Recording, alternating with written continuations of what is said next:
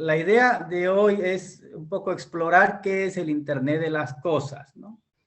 El Internet de las cosas no es un concepto moderno, en realidad es una herencia que viene de la época de los motores a vapor, que es la automatización, ¿no? La automatización compone en general, a grosso modo, tres elementos: sensores y actuadores, un sistema de conectividad y una inteligencia y experiencia. Son tres elementos importantes como concepto. No es algo tecnológico, es simplemente conceptual. Y el concepto más o menos viene de cómo funciona cualquier animal, ¿no? Un ser vivo animal, es decir, que se mueve. Los animales tienen sentidos. Ellos no pueden actuar si no tienen información sobre la cual trabajar. Entonces, los 5 sentidos, dicen, son más de 20. En realidad, los 5 sentidos que nos enseñan en colegio no son 5, son un montón. Se han descubierto cada vez más. Pero sin esos sentidos, no seríamos capaces de conocer el mundo. Y para tomar decisiones y accionar, se necesita tener información.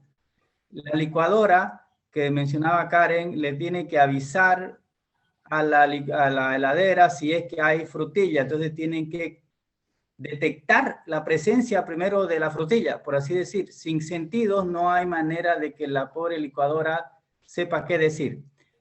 La cantidad de sentidos, así como en el ser humano, son más de 20, hay un montón de sensores en la industria que van aumentando en cantidad en base a las necesidades que se va viendo. Entonces, lo importante de esta parte es saber que yo necesito capturar información del mundo externo a través de los sentidos. El sentido en general, por ejemplo, el ojo, el oído, se encuentra en la periferia. Yo necesito transmitir esa información del sensor, muchas veces a varios kilómetros de distancia, en el caso del cuerpo a varios metros.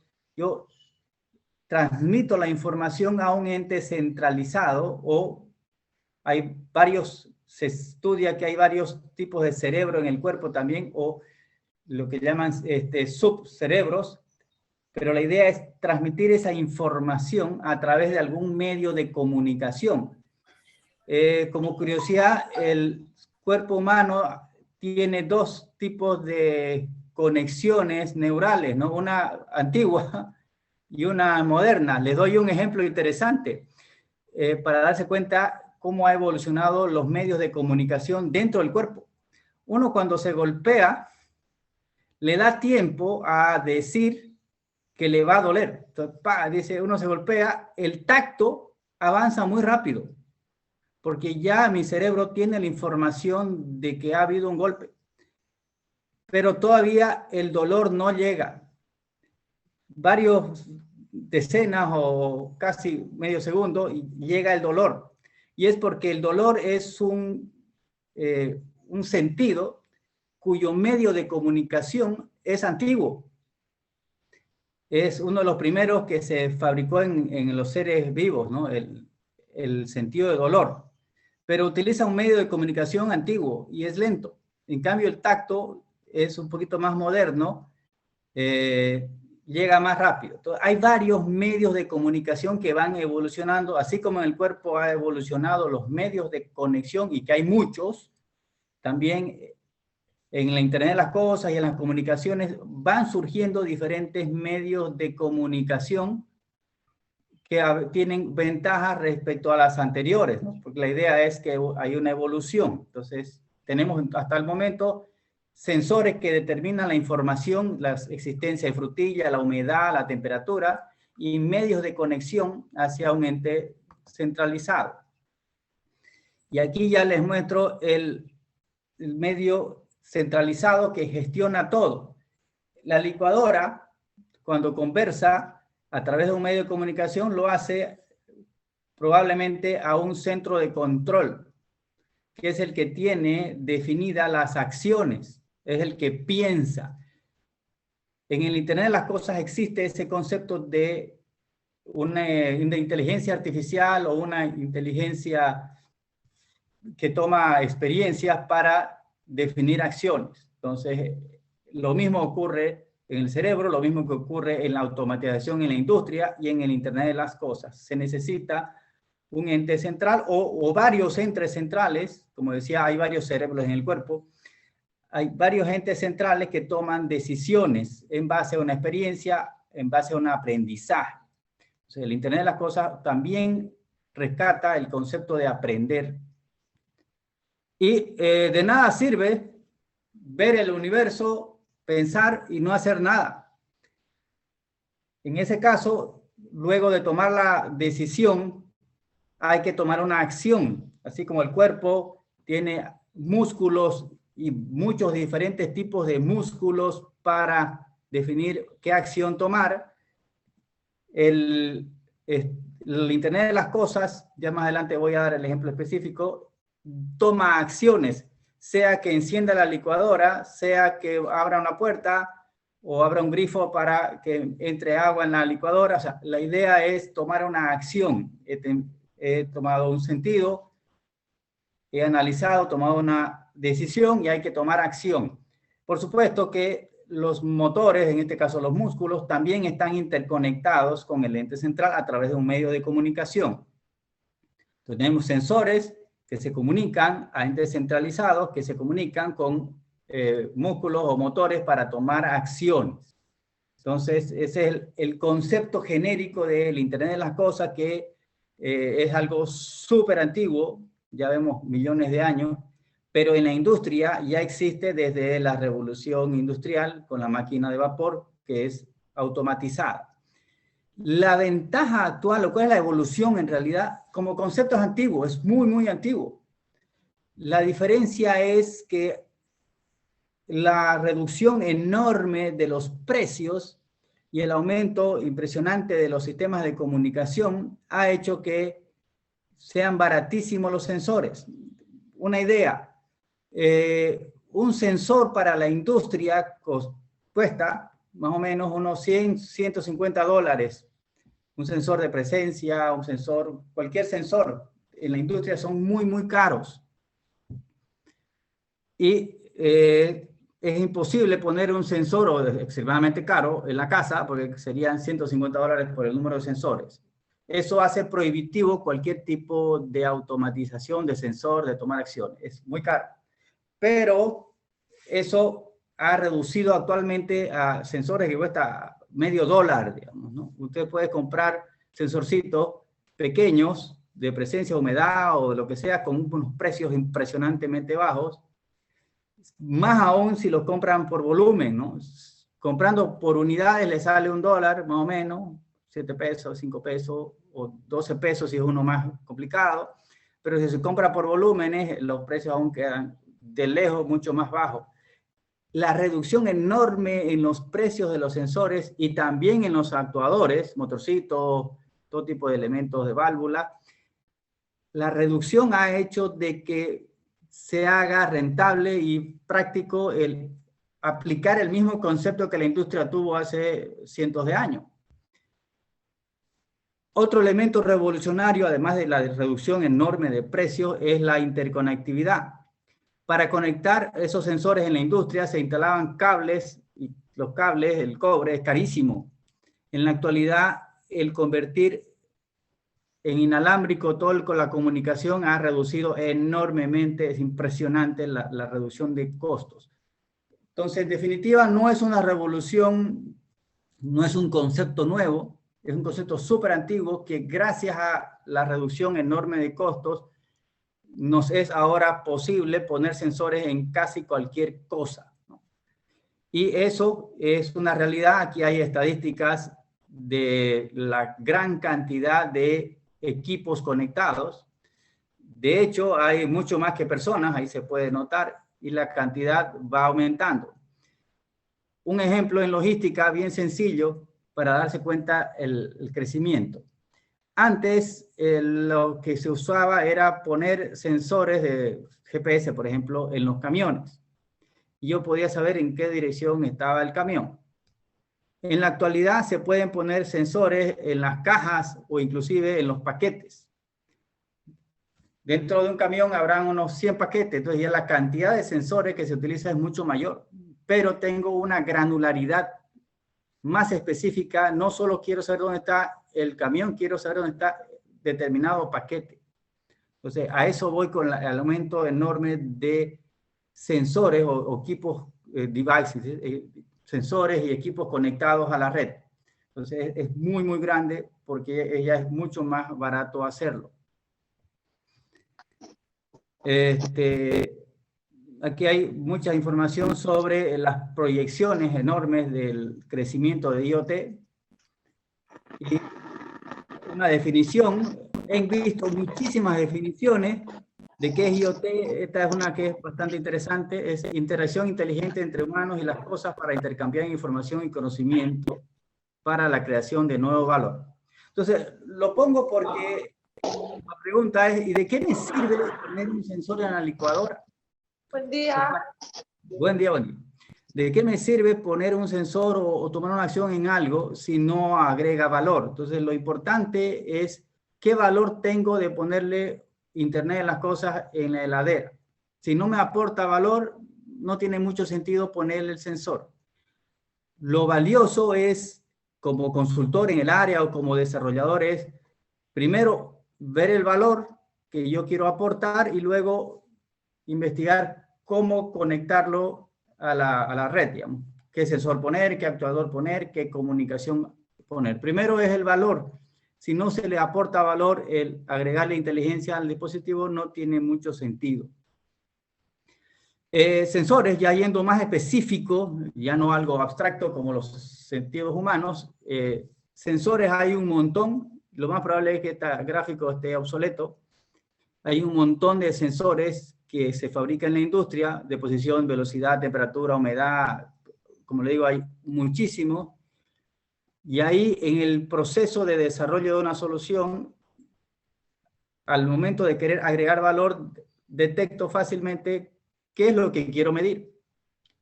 En el caso, por ejemplo, de una licuadora, quizás podría ser cuán denso está el contenido para no dañar el motor, puede ser.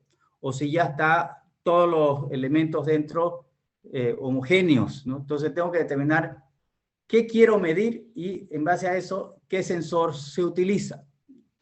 Lo más probable es que la cantidad de sensores sean mayores a lo que estoy presentando.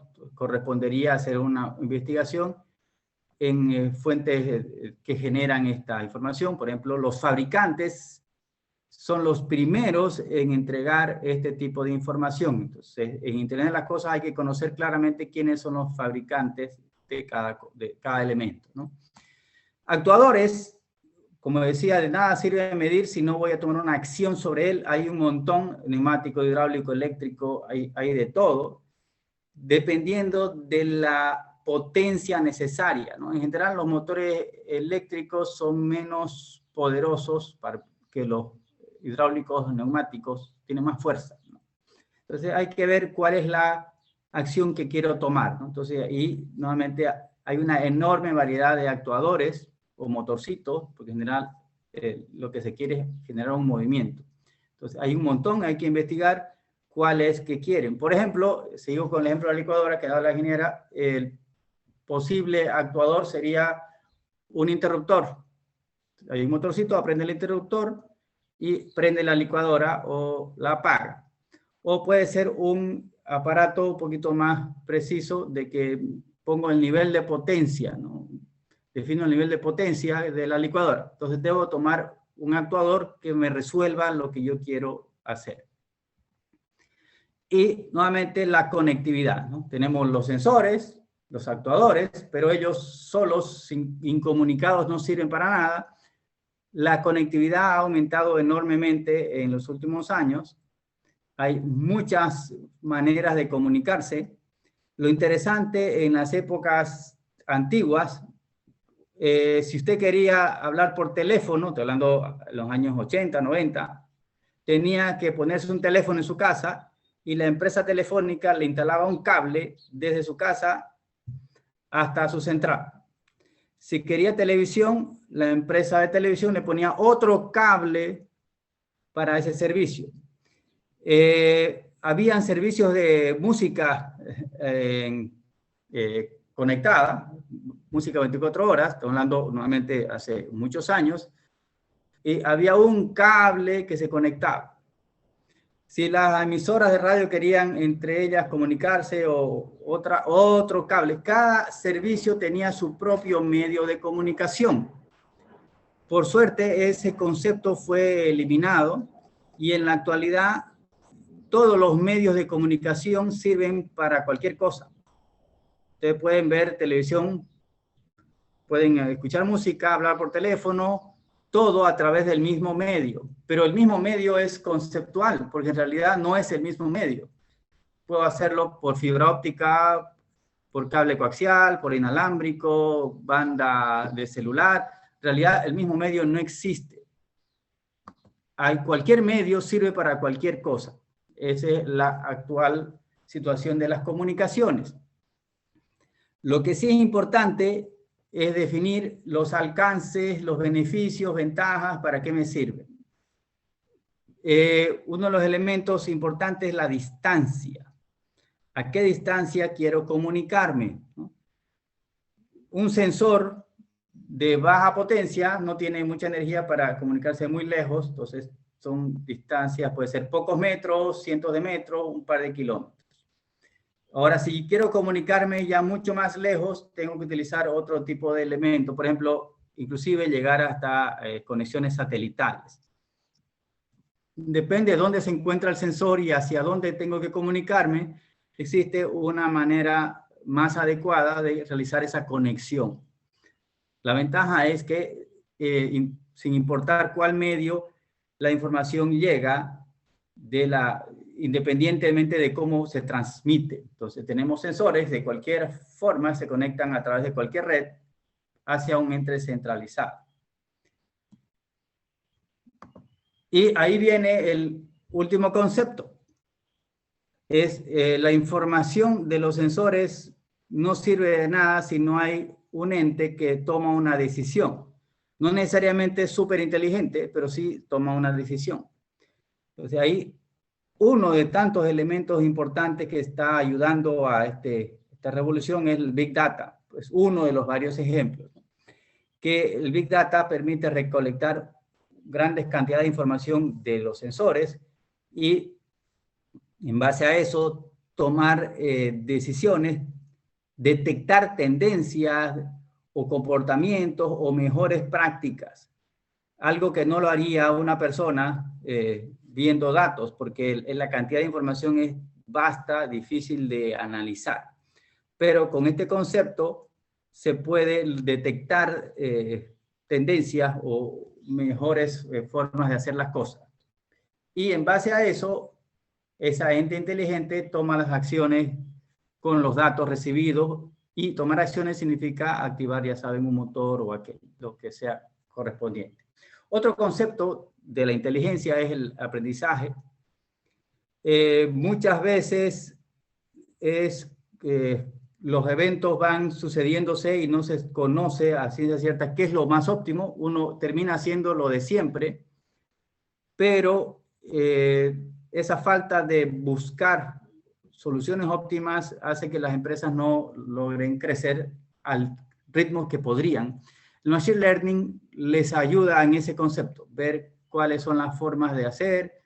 Él aprende de los datos y de las reacciones y puede automatizar, reemplazando quizás a personas que están en el centro de control dirigiendo la información. Ya no existe eso, lo hace una computadora que es mucho más eficiente y toma menos energía y tiene más información. Entonces, eso es un concepto muy interesante que se está utilizando muchísimo en Internet de las Cosas.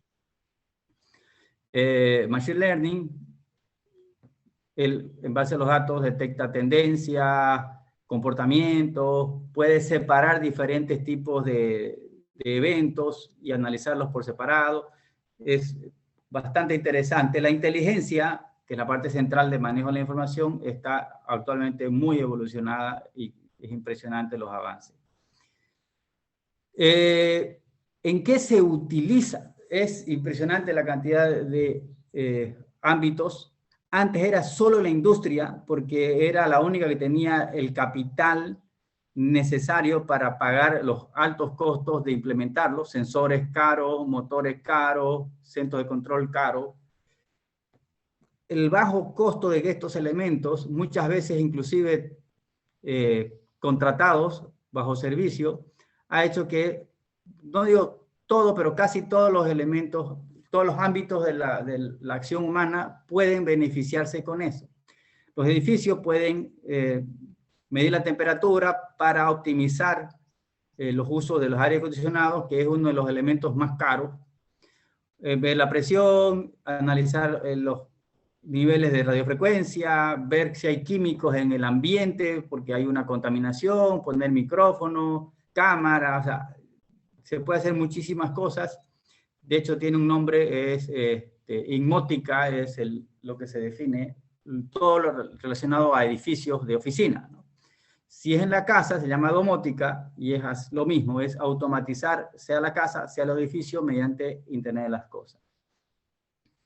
Salud y ciencia está creciendo impresionante, en especial en países donde son muy lejanos. Australia es uno de los pioneros, porque es un país muy extenso, con pocas ciudades grandes, pero muchas ciudades alejadas y poblaciones rurales. Ahí la salud es súper importante, pero también eso se está beneficiando nosotros mismos. Venden manillas de ya cada vez más bajo costo que actúan como sensores, ya sea la presión, el ritmo cardíaco, oxigenación, parámetros de salud que le permite a su médico de manera inmediata saber qué situación está el paciente. Entonces, de esa manera, las personas con ciertas afecciones están mejor controladas. E inclusive podría no ser su médico, sino un médico artificial que mide los parámetros, ya tiene una experiencia adquirida con este cliente y muchos, y puede dar derivaciones al médico ya humano en caso de alguna situación. El consumidor, ya hablamos, nevera inteligente, control de temperatura, encendido, apagado de dispositivos, el jardín lo puede regar automáticamente, puede encender la luz automáticamente. Bueno, el consumidor se beneficia un montón. Transporte, el tema de logística es uno de los primeros que ha estado usando esta cosa, porque es importante determinar la ubicación de cada paquete, y no solo la ubicación, sino a veces hay parámetros importantes en el paquete, puede ser la temperatura, puede ser la exposición, o puedo determinar si se abrió o no se abrió una caja. O sea, hay parámetros que cada carga necesita, y se podría incorporar sensores de esos parámetros en tiempo real para que se determine si se están cumpliendo los estándares comprometidos por la empresa de transporte, ¿no? No solo saber dónde se encuentra, sino si hay ciertos parámetros que se cumplen. La industria fue uno de los primeros y tiene más experiencia en esto. Medio ambiente.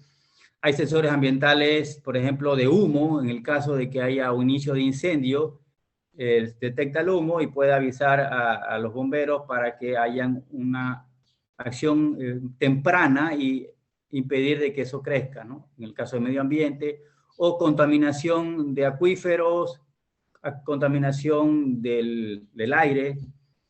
Bueno, hay muchos elementos que se pueden estar midiendo para mitigar problemas con el medio ambiente. Seguridad, ya vemos videovigilancia, semáforos inteligentes, control de tráfico.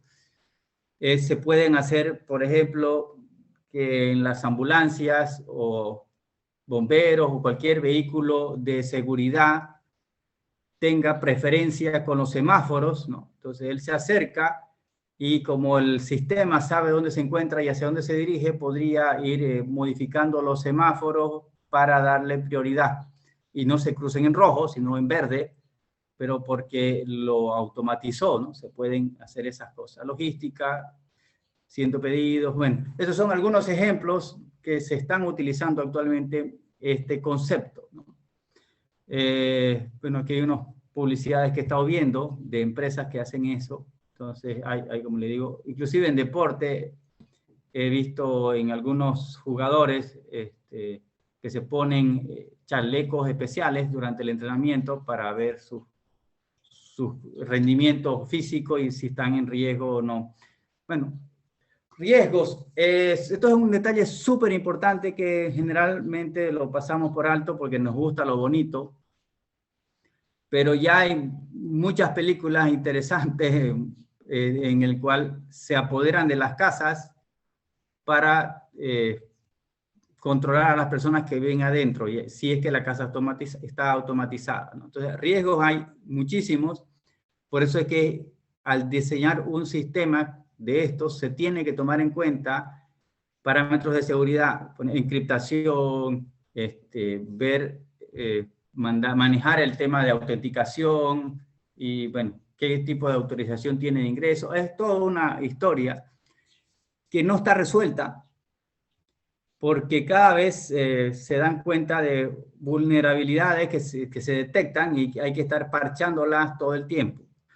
Eso no quiere decir que no hay que avanzar, por supuesto, hay que avanzar, pero atento a que si se encuentra alguna vulnerabilidad, rápidamente se haga la reparación, el parchado, como dicen, de esa vulnerabilidad y seguir avanzando. Porque los beneficios son mucho mayores que las desventajas. Pero si no las miramos, corremos el riesgo de que los equipos se pongan en nuestra contra. Aquí hay unos ejemplos interesantes de usos y, bueno, cada vez más cosas hay sobre Internet de las cosas.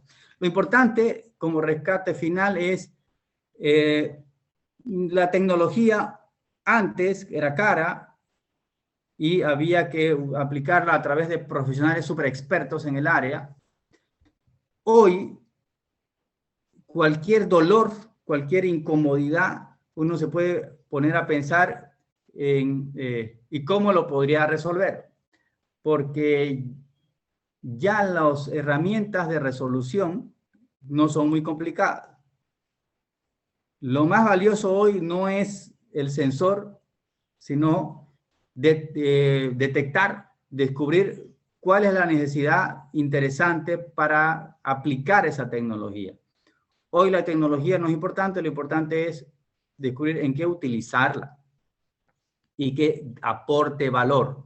Y ahí la creatividad y la detección de dificultades, de dolores, es súper más valioso que la técnica, porque la técnica se contrata. Usted paga a una empresita que le haga la solución, pero primero tuvo que haber descubierto cuál fue la necesidad que quiere resolver y eso es bastante más difícil que la solución misma.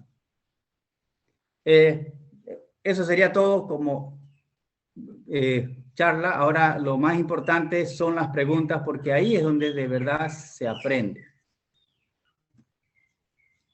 Le cedo la palabra a ustedes.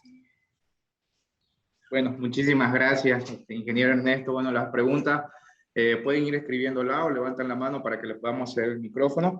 Yo tengo una consulta. Cuando estamos hablando con el tema del riesgo, obviamente todo lo que es el Big Data y el tema de la privacidad en el Internet de las cosas, ¿cómo podemos quizás controlar el mal uso de la información o el robo de datos, por así decirlo? ¿O dónde se almacenan también esta información? ¿Cómo se obtiene? Ya, hay varios puntos donde pueden atacar. Pueden atacar al cerebro, por así decir, el que tiene la información. Ahí la responsabilidad está en las empresas, aquellas que tienen que resguardar esa información. Es un trabajo duro, pero las empresas serias se lo toman en serio y lo hacen. No significa que tengan a veces muchas fallas, porque esto es una carrera, ¿no? Lo van reparando y los hackers van descubriendo nuevos problemas, ¿no? Pero en empresas serias se protegen más cuando en el tema de análisis centralizado. Otro punto de falla es la comunicación. Yo tengo un sensor o motor y me conecto con ese punto central de toma de decisiones. El canal de comunicación, si no está propiamente protegido, encriptado, con autenticación y con todos los parámetros de seguridad, es vulnerable. En general, poner esos parámetros, esas condiciones de seguridad es caro. Y muchas veces, nuevamente, evolutivo. O sea, lo reparo y van viendo errorcitos. Y ahí es importante poner que lo haga una empresa que tenga más experiencia en el área, ¿no? Ahora, otro detalle importante es cuán valiosa es la información, porque es como tengo mi casa y poner un muro de 4 metros alrededor de cada casa no es muy rentable. Sí en una entidad financiera, sí en lugares donde se sabe que hay un riesgo de que se ingresen, pero en las casas normales no tiene sentido. Lo mismo, si la información que manejo yo no es valiosa, nadie va a venir a atacarme. Entonces tampoco hay que ser exagerado en la seguridad. Sí, cuando es algo nuevamente de serio, cuando se sabe que hay un riesgo de ingreso, sí, hay que tomar más cuidados. Pero si son cosas muy sencillas, quizás no sea es muy caro la seguridad, no se requiere tanto. Este concepto de seguridad cambia mucho, así que hay que estar al tanto de cuáles son las prácticas que están vigentes hoy. Pero esos son los dos puntos generales de ataque, ¿no? O la comunicación o el ente central. Porque el sensor en sí no tiene inteligencia, él simplemente mide y avisa a través de ese canal. Es el canal el que está en riesgo. Ok, perfecto, muchísimas gracias. Aquí tengo una pregunta de Mauricio Flores. ¿Cree posible implementar la conexión de 5 generación o 5G en Bolivia? Y si existe resistencia en la población en Bolivia. Ya, la población en general en Bolivia es poco informada, no tiene idea. Digamos. Quizás alguno que otro escuchó alguna tontería, pero yo viendo noticias, viendo las redes sociales, no creo que exista resistencia. Lo que sí, y esa información no es mía, habría que ver las empresas, si hay la rentabilidad necesaria para justificar la migración, ¿no? Porque toda migración tecnológica implica compra de equipo y compra de equipo es gastar dinero. Entonces, si la economía no justifica la compra de esos equipos, no sé, eso tendría que preguntarse a las empresas telefónicas, ¿no? A Entel, Tigo, a ellos. Viva no lo veo con mucha capacidad financiera, pero Tigo es una internacional, es probable que su casa matriz vea y analice si vale la pena gastarse, ¿no?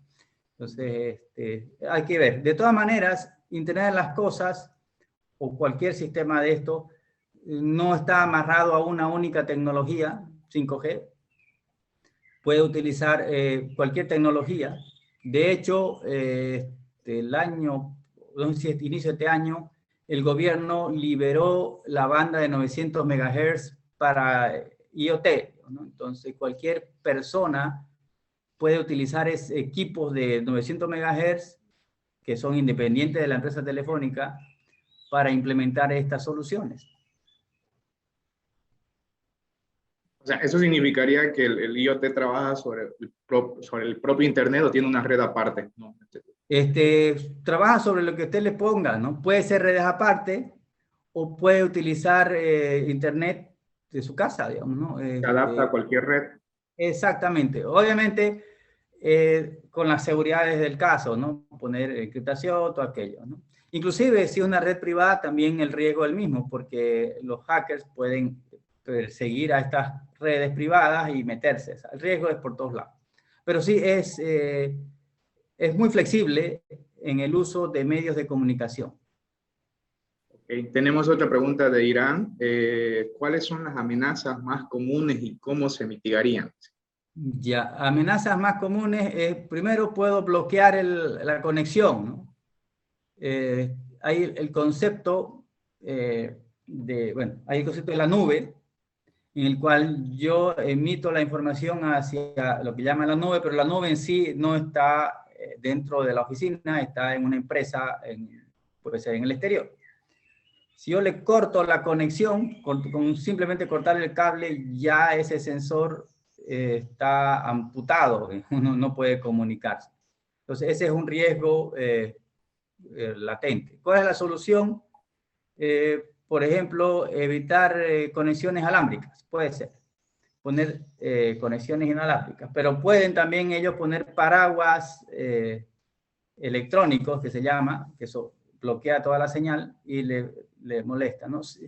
Es imposible resolver todo, pero depende del nivel, uno va buscándole salidas, ¿no? Entonces, lo más fácil es cortar la conexión. El segundo es intervenirse, o sea, meterse en medio de la comunicación y detectar la información, ¿no? Puede ser a través de equipos, o sea, yo conecto un celular y tras que se conecta un celular a la red está a merced de que alguien se conecte. La ventaja de los celulares es que las empresas se cuidan en proteger.